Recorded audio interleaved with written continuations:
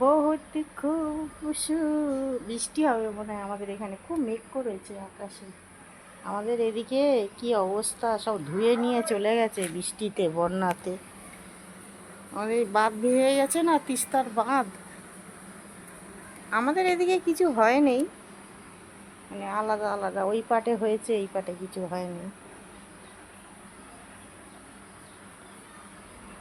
কি অবস্থা, গরু, গন্ডার, বাঘ, ভাল্লুক সব ভেসে চলে গেছে বড় বড় সমুদ্রে।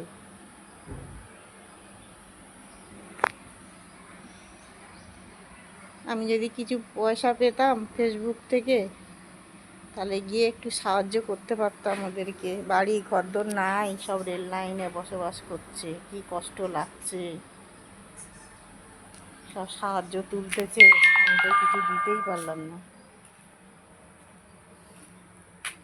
আমার যদি কিছু কামাই থাকতো, ইনকাম থাকতো, আমি তাহলে কিছু দিয়ে সাহায্য করতে পারতাম। আমার মন খুব বড়, আমি কাউকে নারাজ করি না, একটু হলেও আমি দেই সবাইকে, কিন্তু আমার ওই ক্ষমতাই নাই।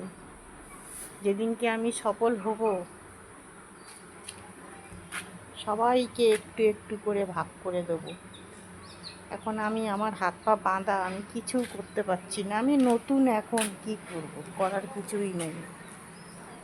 তাও তো লকডাউনের সময় অনেক লোককে আমরা হেল্প করেছি।